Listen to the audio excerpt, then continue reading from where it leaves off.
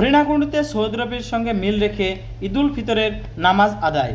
Saudi আরবের সঙ্গে মিল রেখে প্রতিবারের মতো এবারও ঝিনাইদহের হরিণাকুণ্ডুতে ঈদুল ফিতরের নামাজ আদায় করেছে কয়েকটি গ্রামের মুসল্লিরা। শুক্রবার সকাল ৮টায় উপজেলা শহরের ফুটবল মাঠ এলাকায় দুলদুলের চাউলকল মিলের চাতালে ঈদের নামাজ অনুষ্ঠিত হয়। এই সময় ঈদ জামাতের ইমামতি করেন মোহাম্মদ হাবিবুল্লাহ।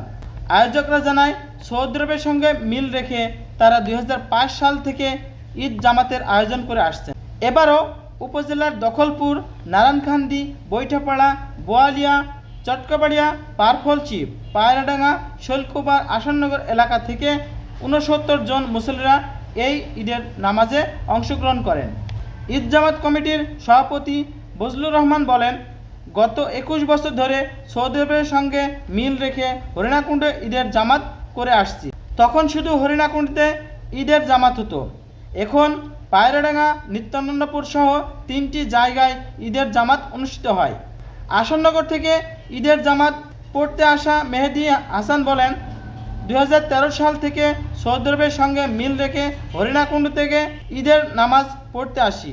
যখন প্রথম নামাজ পড়তে আসি তখন এলাকার বিভিন্ন লোক বিভিন্ন কথা বলতো, এখন আর বলে না।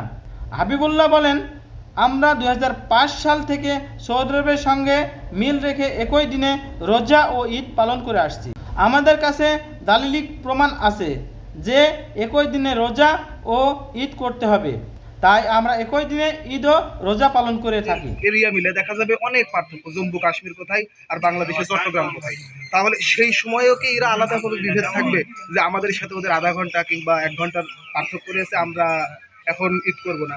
তারপরে আমি যদি ইতিহাসের কথা বলি, ১৯৭১ সালের পূর্বে এই ভারত উপমহাদেশ, পাকিস্তান, তারপরে আপনার বাংলাদেশ, বর্তমান বাংলাদেশ যেটাকে পূর্ব পাকিস্তান বলা হয়, ভারত, তারপরে আরও ওই সাইডে যে ২-৫টা দেশ আছে, এইগুলো মিলে ভারত উপমহাদেশ ছিল। তখনকার সময়ে তারা তো একই দিনে কি সিয়াম এবং ঈদ পৃথিবীর সাথে পালন করতে পেরেছে, তো এখন করতে সমস্যা কোথায়?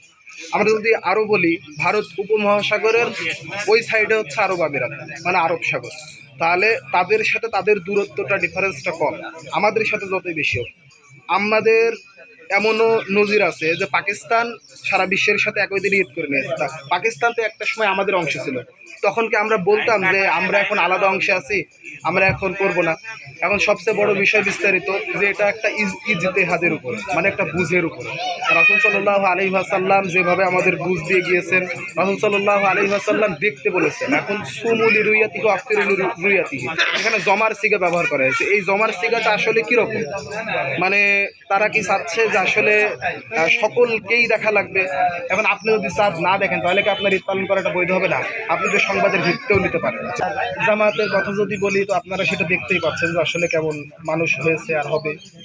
এখন সবচেয়ে বড় বিষয় যে আসলে এখানে একসময় একসাথেই অনেক বড় জামাত করা হতো, এখন বিভিন্ন জায়গায় বিভিন্ন অনেক মানুষ হয়ে যাওয়ার কারণে বিভিন্ন জায়গায় জামাত হয়, এটাই।